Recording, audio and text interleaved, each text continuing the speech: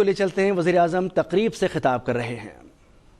Of our friendly country, Switzerland, and your delegation, it's really a great pleasure to welcome you here in this beautiful environment of Nathia Gali. And we had a very productive and a very fruitful discussion this morning.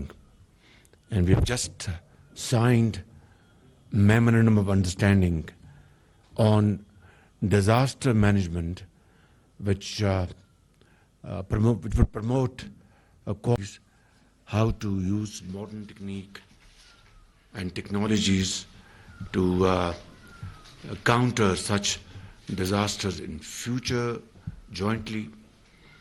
And as I discussed with you, along with my colleagues, that we would be looking forward to having cooperation from Switzerland in terms of getting warning system, advanced warning system, very advanced in technology, and other facets which really would secure Pakistan as much as possible from natural disasters out of climate change, where we have no contribution at all. We are not at fault at all. Secondly, I think we had again very good discussion on how to promote tourism between the two countries. We have beautiful mountains. One is in front of us, is pristine beauty. We certainly lack in infrastructure and other facets which will promote tourism in Pakistan in a big way. I look forward to working with you and your government closely on this count as well. Also in the field of education and other areas. Thank you very much for your visit. Thank you, members of the delegation. You took time to visit Pakistan after a long while. And I'm very grateful that you mentioned about how important it is to maintain peace in this part of the world. And I was greatly encouraged by your statement that Switzerland would play friendly role and a role of as a catalyst to promote peaceful discussions. I would like to encourage you that please play a very proactive role, because Pakistan would like to live in peace in this region. Pakistan would like to promote prosperity, progress. Pakistan would like to invest in its population, alleviating poverty, unemployment, and promoting industry, agriculture, empowering our youth, our female population, schools, universities, medical centers, research centers. It's an agrarian economy, promote agriculture, IT. We have a youth pulse which can be so profitable and so useful, not only for the well-being of Pakistan, but interacting globally. All these areas are very important for us. But the other side should also have honest introspection. It takes two to tango. So I think we cannot afford tension in this area. We cannot afford to waste our resources on fighting wars as they have not been of any help in the past. So I think we must absolutely, we are convinced that we should commit our resources in investing in the well-being of Pakistan. And of course, the leadership on the other side should also feel the same way. But to have lasting peace in this part of the world, we must understand clearly, without any kind of confusion, that for that we must resolve our issues, including Kashmir. Without that, we won't have peace in this part of the world. Thank you very much again. Thank you for your visit. And as a Ziyachur Mainen, wunderbar. Welcome, Sie.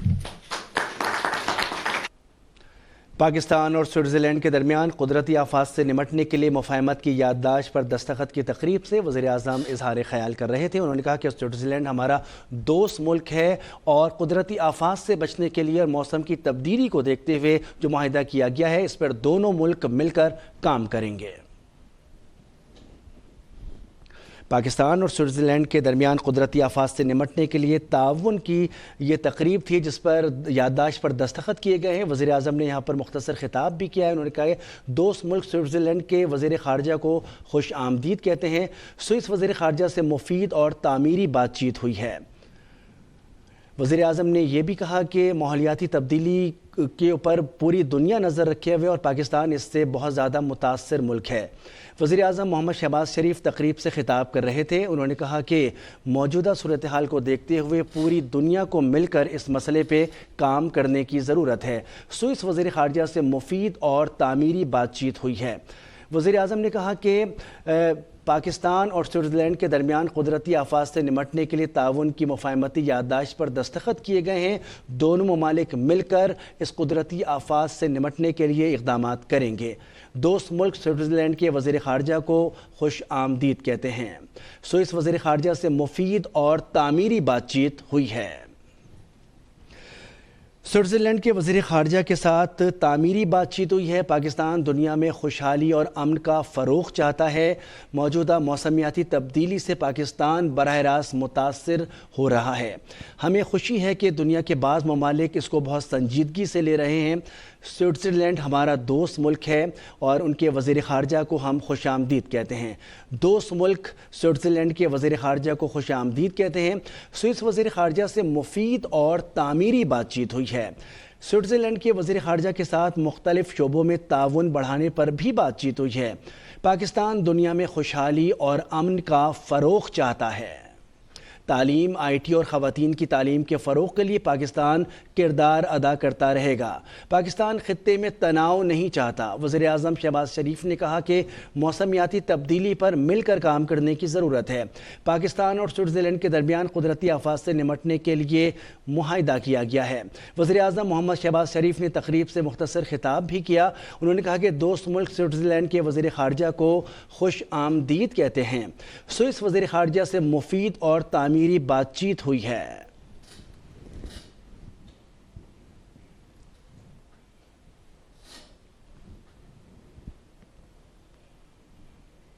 اسلام آباد میں استحکام Pakistan party کی secretary اطلاعات Firdous عاشقوان press conference کر رہی ہیں۔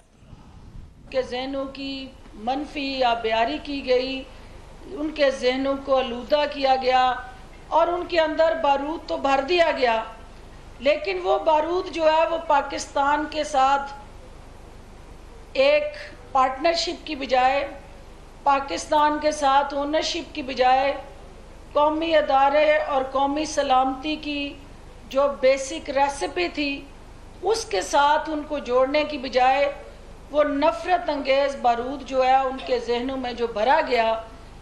آئی پی پی جو ہے ان نوجوانوں کو پرو پاکستان، پرو ریاست، اپنی ساورینٹی، اپنی ٹیریٹوریل انٹیگریٹی اور ایک محب وطن شہری کی حیثیت سے جو ان کے حقوق ہیں ان کے تحفظ کی بھی ضمانت دینے جا رہی ہے، اور جو ان کے فرائض ہیں اس میں بھی ان کو ساتھ مین سٹریم پولیٹیکل پروسیس میں انگیج کرنے جا رہی ہے۔ اب آپ پوچھیں گے کہ وہ کیسے؟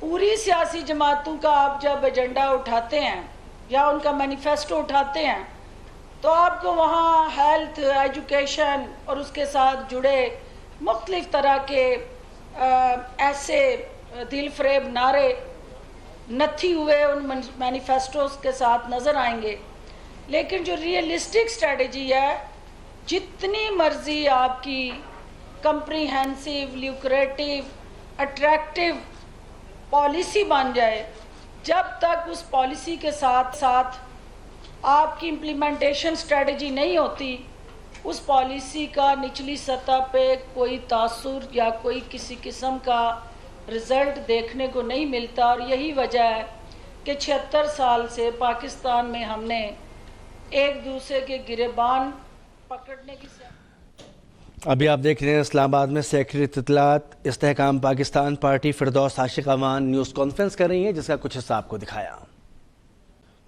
لاہور میں وقفے سے بارش کا سلسلہ جاری ہے۔ نشیبی علاقے زیر آب آ گئے ہیں۔ بارش کے باعث لیسکو کے 45 فیڈر سٹرپ کر گئے ہیں، جس شہر کے متعدد علاقے بجلی سے محروم ہو گئے ہیں۔ بارش کے بعد ہم نے دیکھا کہ متعدد علاقوں میں بجلی غائب ہو گئی۔ وقفے سے تیز بارش کا سلسلہ جاری رہا۔ نشیبی علاقے زیر آب آ گئے۔ بارش کے باعث لیسکو کے 45 فیڈر سٹرپ کر گئے ہیں، جس کے باعث شہر کے متعدد علاقوں میں بجلی غائب ہے۔ لاہور میں وقفے سے بارش کا سلسلہ جاری ہے۔ نشیبی علاقے زیر آب آ گئے ہیں۔ بارش کے باعث لیسکو کے 45 فیڈرز ٹرپ کر گئے ہیں، جس کی وجہ سے شہر کے متعدد علاقے بجلی سے محروم ہیں۔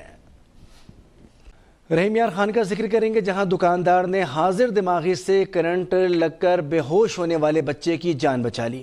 بارش کے بعد بجلی کے پول سے کرنٹ لگ کر بے ہوش ہونے والے بچے کو خشک کپڑے سے پانی نکالا اور CPR کیا، جس سے بچے کی جان بچ گئی۔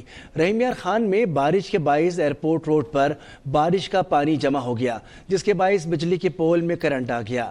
بارش کے دوران بچے کو بجلی کا کرنٹ لگ گیا، جس سے بچہ بے ہوش ہو کر پانی میں گر گیا۔ بچہ پانی میں بہتا ہوا ایک دکان کے سامنے آ کر کسی چیز سے اٹکا تو دکاندار نے بچے کو دیکھ کر حاضر دماغی سے پانی سے نکال کر CPR شروع کر دیا، جس سے بچے کی جان بچ گئی۔ بچے کی جان بچانے پر والدین اور شہریوں نے دکاندار کو خراج تحسین پیش کیا۔ خبر شامل کریں گے، کراچی میں تعینات کسٹم انفورسمنٹ کے افسر لاپتہ۔ DIG ساؤتھ کے مطابق custom enforcement superintendent Tariq Mahmood کل رات سے لاپتہ ہیں۔ کسٹم اہلکار کے اچانک لاپتہ ہونے کی اطلاع پولیس کو موصول ہوئی ہے۔ تفصیلات جانتے ہیں بیورو چیف قادر لاشاری سے۔ جی قادر لاشاری، کیا معاملہ ہے یہ؟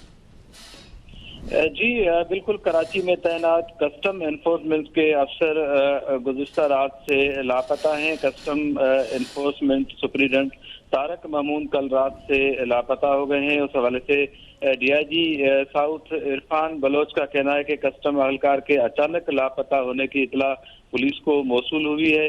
DIG کا کہنا ہے کہ کسٹم افسر عامر تھیم نے پولیس سے رابطہ کیا ہے کہ ہمارا افسر لاپتہ ہے۔ اس حوالے سے SSP ساؤتھ معاملے کے تمام پہلوؤں کو دیکھ رہے ہیں اور انویسٹیگیشن کر رہے ہیں۔ اس حوالے سے chief collector custom Yaqoob Mako کا کہنا ہے کہ custom enforcement superintendent Tariq Mahmood کے لاپتہ ہونے کا کلیکٹر انفورسمنٹ نے بتایا ہے۔